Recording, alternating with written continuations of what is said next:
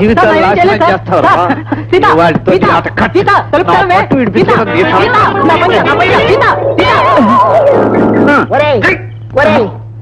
ఎవడా నువ్వు మా ఇంటి తలుపులు గోడలు పొడి చేస్తున్నావు? తలుపుల్ని గోడల్ని కాదు, అడ్డం వస్తే స్తంభాల్ని నిన్ను కూడా పొడి చేస్తాను.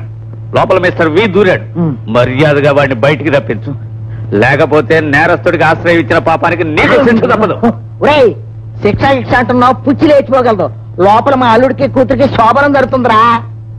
శోభనమా? అయితే 2-3 రోజులు మీ అమ్మాయి గ్యారంటీగా ఉండవస్తుంది.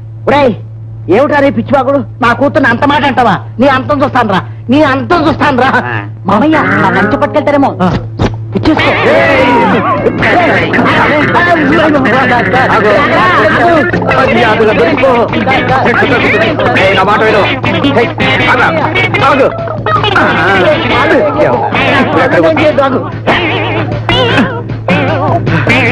పాపాలకి పాలు కూడా.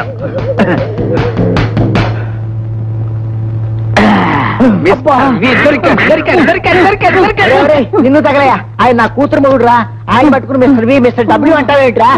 మిస్టర్ వి కాకపోతే శోభనానికి దొంగలా రావడం దేనికి? నన్ను చూసి పారిపోవడం దేనికి? ఎందుకురా? ఎందుకు ఎందుకు ఎందుకు ఎందుకు ఎందుకు ఎందుకు ఎందుకంటే ఎందుకంటే ఎందుకు సార్? జాగిరి సార్, ఇందాక గదిలోకి వచ్చా గుర్తొచ్చింది సార్. ఏమిటి? ఎవరినన్నా పంపడానికి సిగ్గేసి నేనే చాటు గెలుస్తుంటే మీరు నా వెంట పడ్డారు. భయమేసి కంగారికి వచ్చేసాను అంతే. తెలియదు సార్. నిరోధులు చూపెట్టి కథలు చెబితే నమ్ముతాననుకున్నావా? నువ్వే మిస్టర్ బేబీ ఇంటి బొక్కలో ఆయన కాదురా, నేను తలుచుకుంటే నిన్ను బొక్కలో తోయించేయగలను. నేనెవరో తెలుసా? 2 టౌన్ ఎస్ఐని డిప్పకాయలు అప్పారా ఉందిరా. మీరు మీ అల్లుడు గారా సార్? అవునరా. మిస్టర్ వి కాదా సార్? కాదురా. క్షమించండి సార్, క్షమించండి రా. నిన్ను ఉద్యోగం నుంచి ఓడబెట్టేస్తాను, నిన్ను బొక్కలో తోసేస్తాను రా. సార్ సార్ పొరపాటు అయింది, మన్నించండి సార్. ఈ ఒక్కసారికి నన్ను క్షమించండి సార్. ఇంకెప్పుడు ఇలా చెయ్యను సార్.